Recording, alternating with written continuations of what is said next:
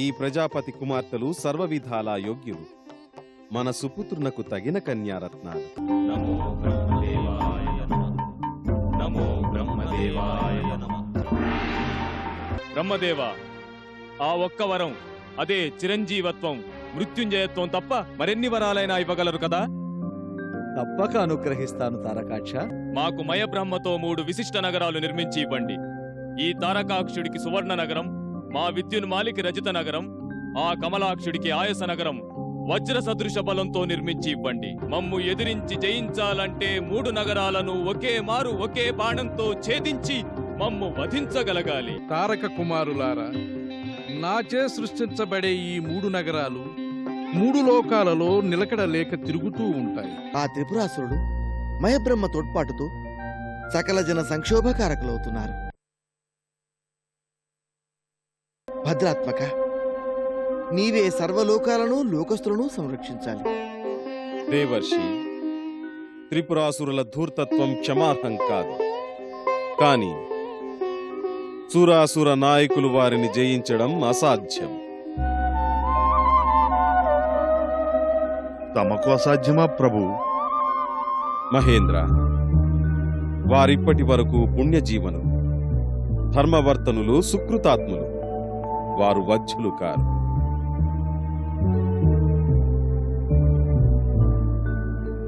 మరి ఈ ఆపద గడిచే మార్గమేమిటి పరమేశ్వర? నారద, వారు నా భక్తవరేణ్యులు. భక్తులను వధించడం ధర్మమా? ధర్మాధర్మ విచక్షణ ధర్మమూర్తివి నీవు. మహేశ్వర, ఓ వంక శివభక్తులు, మరో వంక దేవమానవ సమూహం. రక్షణ ఎవరికి, శిక్షలు ఎవరికి? నారద, నేనై వారిని సంహరించను. కాని వారి జీవనం లోకకంటకం కనుక వారు శిక్షించబడాలి. అందుకు మార్గం విష్ణుచరణ శరణం.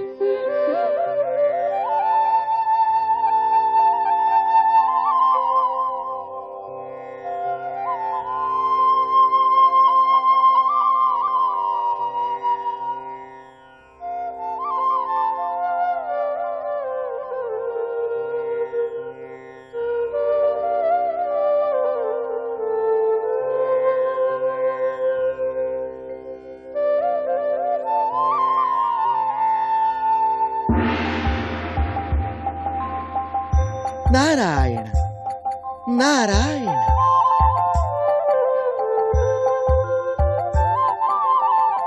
హే పురాణ పురుష పరంధామ, నమో నమః నమో నమః. ఏమి నారదా, మహర్షులను మహేంద్రుణ్ణి వెంట పెట్టుకుని వచ్చావు. భూభారం అధికమైందా, లేక అమరుల కష్టాలు మిక్కుటమయ్యాయా? నారాయణ నారాయణ. జగన్నాటక సూత్రధారివి, జగమేలే పరంధాముడివి. నీకు తెలియనిది ఈ సృష్టిలో ఉంటుందా స్వామి? నా నోట వినాలని కాని, లేకుంటే ఇలా ప్రశ్నిస్తావా? వైకుంఠవాస, బ్రహ్మప్రసాదిత వరగర్వంతో త్రిపురాసురులు అడ్డు ఆపు లేక సకల ప్రాణులను హింసిస్తున్నారు. నన్ను వారి ప్రతినిధిగా అమరావతిని పాలించమని శాసించారు. ఇంద్రాది దేవతలు, సప్తర్షులు తమను ఆ దానవుల నుండి కాపాడమని కైలాసవాసుని కోరాను. శివభక్త దురంధురులైన వారిని తానేమీ చేయలేనని తమ సన్నిధికి వెళ్లమని ఆ పరమేశ్వరుడే ఆజ్ఞాపించాడు. రమేశ్వరులే తరుణోపాయాన్ని సూచించగలరని సెలవిచ్చారు. ఏమి భృగు మహర్షి, ఏమి ఆ శివవువాచ? త్రిపురాసుర సంహారానికి మార్గం తమరు సూచిస్తారని సెలవిచ్చారు. మహేంద్ర, నారదాది మహర్షులారా, త్రిపురాసురులు 3 శివారాధకులు, నిత్య శివపూజా దురంధరులు, వీరశైవులు, త్రికాల సంధ్యావందనాది నిష్ఠాగరిష్ఠులు, అచంచల భక్తి విశ్వాసాలతో మృత్యుంజయ పాదపూజా తత్పరులు.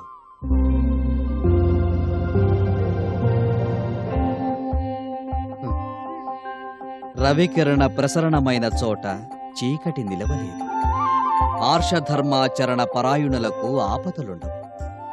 వారు అవధ్యులు, అసాధ్యులు, అజేయులు. అందుకే తమ సన్నిధికి విచ్చేశాం. అసాధ్యాన్ని సుసాధ్యంగా, అజేయుల్ని పరాజితులుగా చేయగల ఘటనాఘటన సమర్థులు మీరు. తమ లీలల ముందు తారకతనయులు నిలవగలరా? నారద, వారు శివభక్తులు. వారిని నేనెలా వధించేది? నారాయణ నారాయణ, తన భక్తులని శివుడు, శివభక్తులని తమరు, తాను వరమిచ్చినానని బ్రహ్మ ముగ్గురూ ఉపేక్షిస్తే ఇక ఈ లోకాలకు దిక్కెవరు పరంధామ? త్రిపురాసురుల బాధలతో ముల్లోకాలు తప్పించవలసిందేనా శ్రీమన్నారాయణ? త్రిపురాసురుల పాలన సాగినంత కాలం లోకాలలో సనాతన ధర్మం సాగదు. సనాతన ధర్మ రక్షక శరణార్థులం, మమ్ము రక్షించు దేవా, మమ్ము రక్షించు, రక్షించండి, రక్షించండి. అమరేంద్ర, నారదాది మహర్షులారా, విచారం మానండి.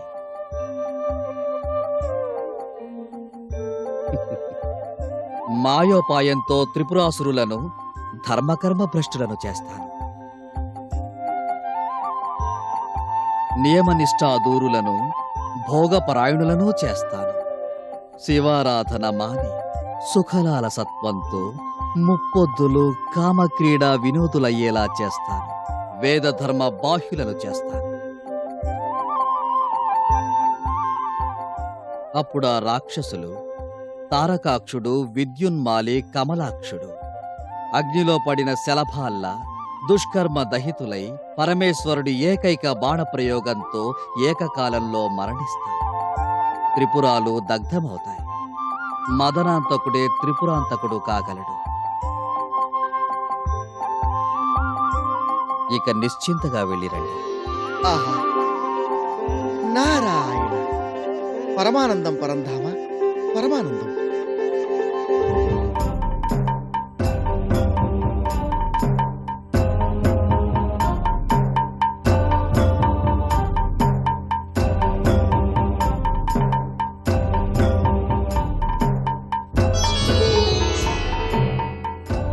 త్రాహి త్రాహి మహాదేవ, త్రాహి త్రాహి త్రయీమయ. త్రాహి మాం పార్వతీనాథ, త్రాహి మాం జగదీశ్వర. నమస్కరోమి దేవేశ, త్రాహి మాం జగదీశ్వర. మహాదేవ, పగలు రాత్రి 6 యామాలు నిన్నే అభిషేకిస్తున్నాం. శివభక్తులను, శివార్చకులను, శివారాధకులను ఆదరించి గౌరవిస్తున్నాం. మహాదేవ, సదా నీ చరణసేవ చేసే భాగ్యాన్ని మా ముగ్గురికి కలిగించు స్వామి. హర హర మహాదేవ, హర హర మహాదేవ, హర హర మహాదేవ.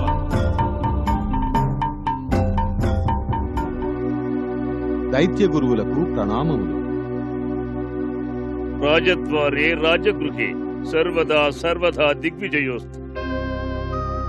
పూజ్య గురువర, తమ శిష్యోత్తముడు దానవ సమ్రాట్ తారకాసుర చక్రవర్తి మరణించిన వారి కుమారులు ముగ్గురు త్రిపురాసురులై దండిని మించిన తనయులుగా పేరు పొంది దేవతల దేవనాయకుల పాలిటి సింహ స్వప్నంగా జీవిస్తున్నారు. అదంతా శివారాధనా ఫలితం, బ్రహ్మదత్త వరప్రసాదం. త్రిపురాసురుల ధాటికి తలొగ్గిన దేవేంద్రాదులు త్రిమూర్తులను ఆశ్రయించారట. బ్రహ్మ అనంగీకారం, శివుని తిరస్కారం విష్ణువుపై భారం మోపాయట. చక్రధారి తరుణోపాయం చూపి త్రిపురాసుర వధకు మార్గం కల్పిస్తా అన్నాడట. సురపక్షపాతులు, అసుర ద్వేషులు అంతకన్నా ఏం చేయగలరు? కానీ క్రౌంచాసుర, త్రిపురాసురులు ధర్మవర్తనులై శివసేవ నిరతులై కర్మభ్రష్టులు కానంత వరకు వారికి క్షతి లేదు. శివభక్తి, శివారాధన, ధర్మకర్మాభిరతి వారికి అజన్మసిద్ధం. వారిని దారి తప్పించగల వారెవరూ లేరు కదా స్వామి? లేరు, చింతించకు. ఏం చేస్తాడో ఆ విష్ణువు చూద్దాం. సర్వం శుభంకరం.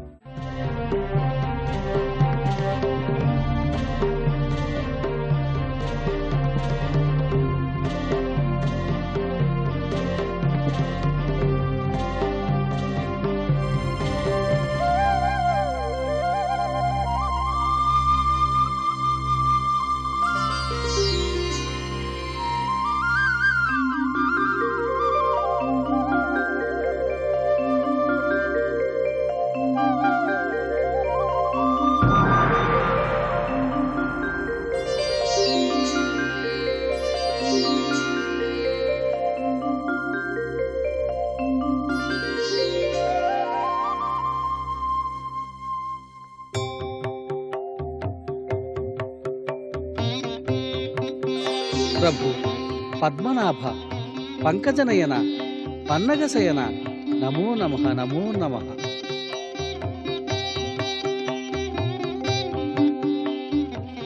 హే జగన్నాటక సూత్రధారి శ్రీహరి, నా అవతరణకు హేతువేమి? నేను నిర్వర్తించవలసిన కర్తవ్యమేమి? ఆదేశించు ప్రభు, ఆదేశించు. నా సంకల్ప మాత్రాన జన్మించిన నీవు అరిహంత నామధేయుడవై వర్ధిల్లగలవు. నీవు నా అంశ సంభూతుడివి. నేను ఆడించే జగన్నాటకానికి నీవు లీలాసూత్రధారివై అపూర్వము, ఆశ్చర్యకరము, అమరహితంకరము అయిన కార్యాన్ని నీవు నిర్వహించాలి. అందుకే నిన్ను నా సంకల్పంతో నాలో నుంచి సృష్టించాను. అవశ్యం ఆచరణీయం భవదాజ్ఞ. కర్తవ్యాన్ని బోధించుదేవా. అరిహంత, నీవు త్రిపురాసుర సంహారంలో ప్రధాన పాత్ర వహించడానికి అవతరించావు. త్రిపురాసురులు శివభక్తులు, స్వధర్మాచరణ శ్రేష్ఠులు, ధర్మ మార్గ ప్రవర్తకులు. వారిని ధర్మకర్మ భ్రష్టులను చేయాలి. అప్పుడే వారి సంహారం సర్వేశ్వరుడికి సులభమవుతుంది. ఆజ్ఞ. అదెంత పని? మంచి మార్గాన నడిపించటం కష్టం, కష్టతరం. కానీ చెడు మార్గానికి మళ్లించటం సులభం, సులభతరం. అవును, కాని త్రిపురాసురులు బుద్ధిమదగ్రేసరులు, శుక్రాచార్య శిష్యులు. కనుక తొలుత శ్రౌత స్మార్త ధర్మ విరుద్ధ విషయాన్వితంగా షోడశ సహస్ర శ్లోక శాస్త్రాన్ని కల్పించాలి. మాయామేయ మోహమయ శాస్త్ర నిర్మాణంతో వారిని నూతన శాస్త్రాధ్యయన బద్ధుల్ని చేస్తాను. బుద్ధిమంతుడు అరిహంత, నీవు తారకాక్షుణ్ణి నీ శాస్త్ర బోధనలతో మాయామోహితుణ్ణి చేయాలి. అప్పుడు అనుజులు అగ్రజుడి అడుగుజాడల్లో నడుస్తారు. వారిని తమోగుణ ప్రధాన జీవనులుగా మార్చు. భుజించు, భోగించు, విహరించు. ఈ త్రిధర్మాలే త్రయీ ధర్మ శ్రేష్ఠాలని బోధించు. దానితో వారు పరిహార్యాన్ని భుజించి, త్రాగరానిది త్రాగి, నిషిద్ధ విహారంతో తేజోహీనులై ఆత్మనాశన మార్గగాములవుతారు. అక్షరాల మీ ఉపదేశాన్ని ఆచరణకు తెస్తాను. అప్పుడు అవధ్యులు వధ్యులై, అజేయులు పరాజితులై, చిరకాల జీవులు అకాల మరణం పాలవుతారు. పరమేశ్వరుని బాణాగ్నిలో భస్మమవుతారు. అధర్మం ఏవ శరణం శరణం, మమ ధర్మం ఏవ శరణం శరణం, కలిధర్మం ఏవ శరణం శరణం. అగ్నికి ఆజ్యం తోడైనట్లు నీకు నారదుడు కూడా తోడ్పడతాడు. విజయోస్తు.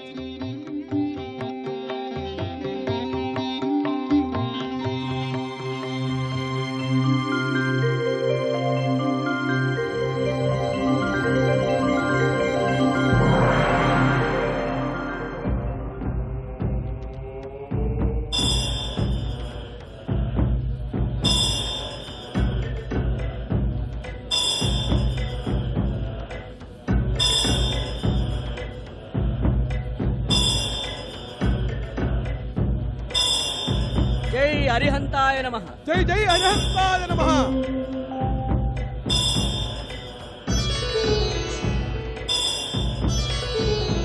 స్వర్ణనగర వాసులారా, శ్రద్ధగా వినండి.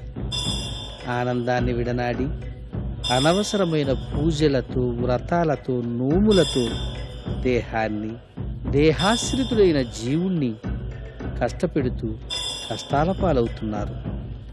మీ కళ్ళు తెరిపించాలని, మీకు జ్ఞానబోధ కావించాలని వచ్చాను. రాళ్లను, రప్పలను, చెట్లను, చేమలను, గ్రహాలను, విగ్రహాలను పూజించటం మానండి. దేహంలో జీవుడున్నంత వరకు సర్వ సుఖాలను, సంతోషాలను పొందండి. సర్వభోగాలను పొందాలని తప్పించే జీవుణ్ణి ప్రొద్దుపోని పూజలతో వేధించకండి. ప్రాణీనాం దేహమాశ్రితం. ఏ రాగాలను ఆలపించినా, మరే భోగాలకు పరవశించినా అది ఈ దేహాన జీవుడు ఉన్నంత వరకే. దేహం లేనిదే జీవుడు లేడు, జీవుడు లేనిదే దేహమూ లేదు. అనవసర ఉపవాసాలతో, అసత్యమైన విగ్రహారాధనలతో దేహాన్ని ఆశ్రయించిన జీవుణ్ణి శోభ పెట్టకండి. మనకు ఉపకరించని ధర్మాన్ని విడనాడండి. మన సుఖాలకు, మన సంతోషాలకు భంగం కలిగించేది ఏదైనా, ఏ ధర్మమైనా, ఏ శాసనమైనా తక్షణం విడనాడండి. స్వధర్మాన్ పరిత్యజ్య గురుధర్మం నిధనం శ్రేయః అన్న క్రొత్త మార్గాన్ని అవలంబించండి. క్రొత్త సుఖాలకు దారులు వెతకండి. స్వామి, మీరెవరో కాని తరతరాలుగా వస్తున్న ఆచారాలను, యుగయుగాలుగా చేస్తున్న యజ్ఞయాగాదులను విస్మరించమంటున్నారు. మీ ధర్మాన్ని ఆశ్రయించమంటున్నారు. ఎందుచేత? దేనికోసం? ఇదే ప్రశ్న నేను వేస్తున్నాను. మీరందరూ ఈ ఉపవాసాలు, ఈ నోములు, ఈ పూజలు, ఈ యజ్ఞయాగాలు దేనిని ఆశించి చేస్తున్నారు?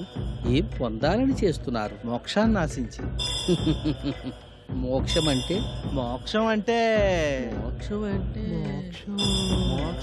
అలా నీళ్లు నములుతావే నాయనా? చెప్పు, మేము విని తరిస్తాం, నచ్చితే ఆచరిస్తాం. మోక్షం అంటే స్వర్గారోహణం.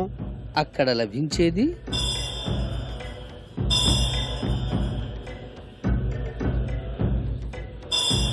చెప్పండి నాయనా. సమాధానం దొరకని ప్రశ్నకు అన్వేషించడం వృధా. మీ ప్రయత్నము అంతే. స్వర్గంలో మీకు లభించేది అమృత సమానమైన మధువు, అప్సరో శిరోమణుల ధరామృతం. అవునా? అవును కాబోలు. అంతే ఉంటుంది. మీరు ఆశిస్తున్న అమర సౌఖ్యాలు, ఆనందపు విందులు, పొందులు మీ పూర్వీకులెవరైనా పొందిన జాడలున్నాయా? మీరు విన్నారా? మీ కనులారా కన్నారా? లేదు. మరి లేనిదానికై తాపత్రయం ఎందుకు నాయనా? తమ అభిప్రాయం? తెలియని ధర్మాన్ని ఆశ్రయించటం కంటే తెలిసిన గురుధర్మాన్ని ఆశ్రయించటమే ఉత్తమం. మూర్ఖుడైన మిత్రుని కంటే తెలివైన శత్రువే మేలు. దేహంలో జీవుడున్నంతకాలం ఉపవాసాలతో, ఉద్యాపనలతో హింసపడి చచ్చి ఆపై లభించేదేమిటో తెలియనప్పుడు దేహంలో జీవుడు ఉండగానే ఆ సుఖాలను, సౌఖ్యాలను అనుభవించి ఇహాన్నే పరంగా, ఇలాతలాన్నే స్వర్గతుల్యంగా చేసుకోవడం ఉత్తముల లక్షణం.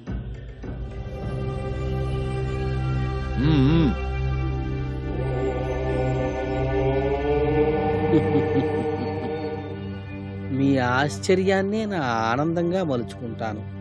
ఆ ఆనందార్ణవంలో మిమ్మలను ముంచి ఆనందింపచేయటానికే నేనొచ్చాను. ఇది అరిహంతుని మార్గం. ఏ అభ్యంతరాలు, పూజలు లేని ఆనంద మార్గం. రండి, చేరండి, అనుసరించండి, ఆచరించండి.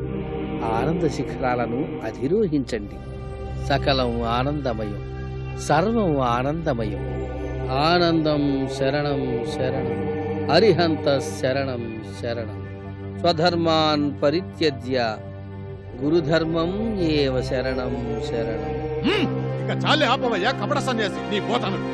ఏదో సర్వసంగ పరిత్యాగులు ప్రజలకు మంచి బోధిస్తారు కదా అని చెప్పి ఆశ్రయిస్తే నువ్వు మా వాళ్లకు బోధించేది ఇదా? ఈ విషయం మా మహారాజు వారికి తెలిస్తే నీకు మరణశిక్ష విధిస్తారు. జాగ్రత్త. ఎంత చూస్తున్నారా? విచిత్రం చూస్తున్నారా? పండు ఇతని బోధనలు వినదగినవి కాదు, ఆచరించదగినవి అంతకంటే కాదు. మీకే చెప్పేది, వెళ్ళండి. రాజే మన మార్గాన్ని అనుసరించినప్పుడు పురము, అంతఃపురము అంతా మనకు దాసానుదాసులవుతారు. నారాయణ, కానీ ఈ కార్యాన్ని చక్కబెట్టగలవారెవరు? ఇంకెవరు? నేనే గురువరా.